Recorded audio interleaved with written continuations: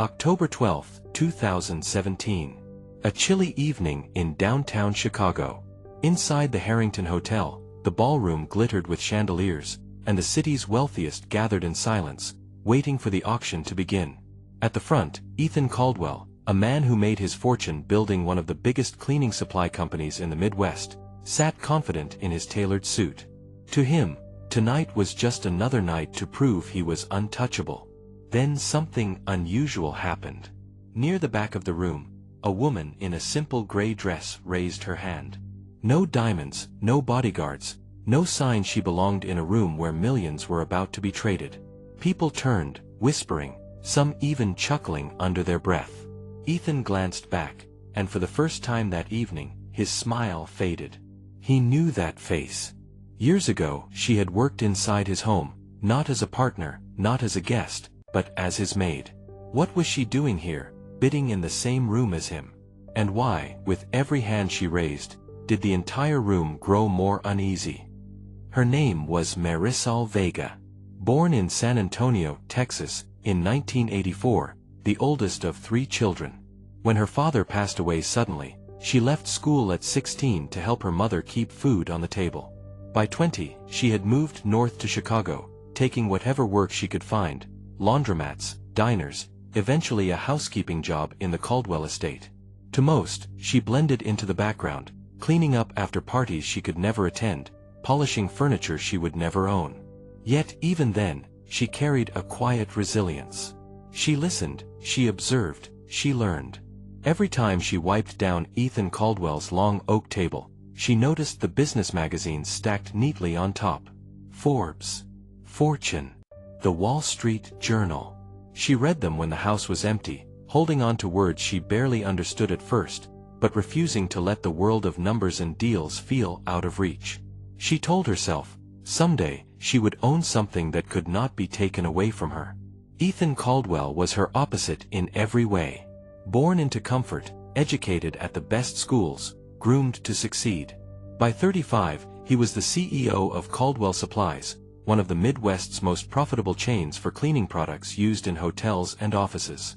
He moved through the city with confidence, his name printed in business columns, his face recognized at country clubs. To him, people like Marisol weren't cruelly dismissed, they simply didn't exist in the rooms where decisions were made. What Ethan never saw was that Marisol, after finishing 12-hour shifts at his home, was quietly saving every dollar. She took on weekend cleaning jobs across the city, walking blocks in the cold Chicago winter with a small cart of supplies. She kept ledgers of her earnings in a spiral notebook, sketching out small business plans by hand. While others saw her as just a maid, she was teaching herself the first lessons of ownership, one tired evening at a time. Their worlds were never meant to collide again.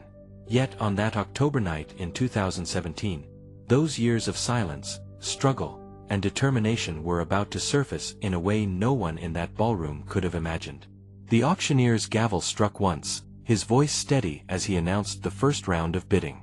Investors lifted their cards quickly, numbers climbing higher with every call. Ethan Caldwell leaned back in his chair, legs crossed, his usual confidence unshaken. This was his arena. He had never lost control of a room like this. Yet when the woman in the gray dress raised her hand again, the rhythm of the auction shifted.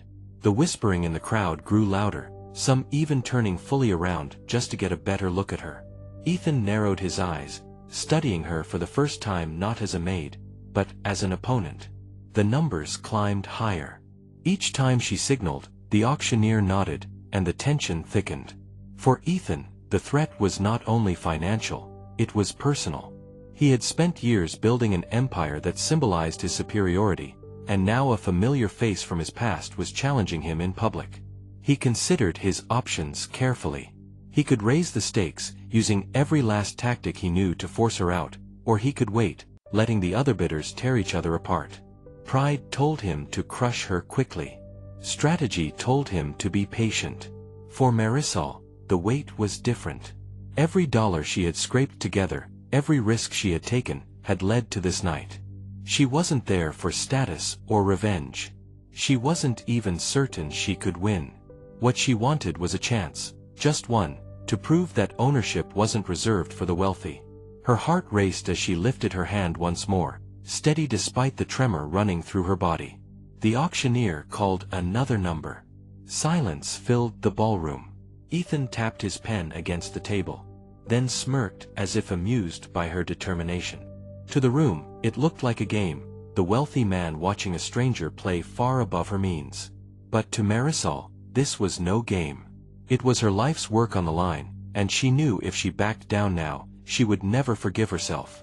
In that moment, the conflict was no longer about business shares.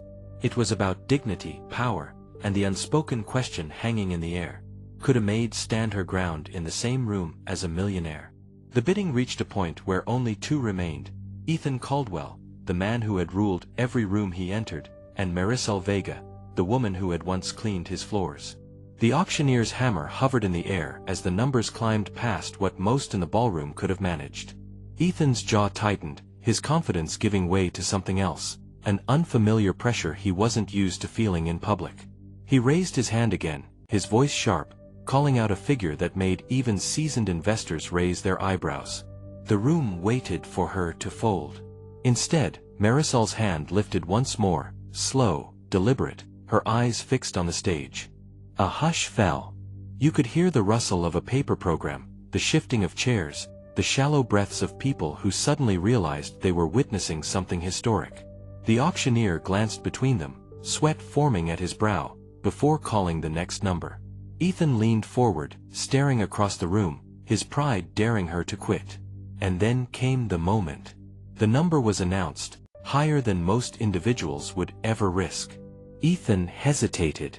His fingers tapped the table, his watch catching the light, his mind racing. He could go further.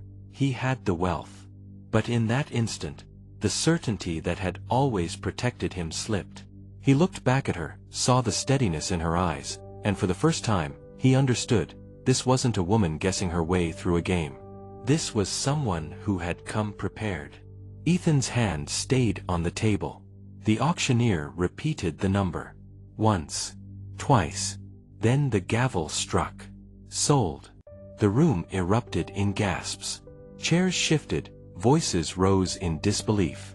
Marisol Vega, the former maid, had just secured controlling shares in Caldwell Supplies. She stood, clutching her worn purse tightly against her side, her face calm though her heart thundered in her chest. Ethan's eyes followed her every movement, his expression caught between disbelief and something far more fragile, fear of what came next. As she stepped toward the stage to finalize her bid, she passed by Ethan's chair. She paused only for a moment, her voice quiet enough for him alone. "This time, Mr. Caldwell," she said, "I'm not cleaning up after you." Then she walked on, and for the first time in his career, Ethan Caldwell sat in silence while someone else claimed the power he thought could never be taken. The days that followed the auction were filled with headlines. Newspapers across Chicago printed the same story. A former maid had purchased controlling shares of the very company once owned by her wealthy employer. For some, it was shocking. For others, it was inspiring. For Ethan Caldwell, it was humiliating. He returned to the office expecting to find chaos, certain the board would reject her presence. Instead, he walked into the conference room 1 week later and found Marisol already seated at the head of the table, her notebook open, her pen in hand, calm and ready. The directors were watching her carefully, waiting to see if she was more than a headline. Ethan sat across from her, his silence louder than words. She didn't gloat, she didn't remind him of where she had come from. Instead, she began to speak about the workers, housekeepers, janitors, custodians, the people who used the company's products every single day.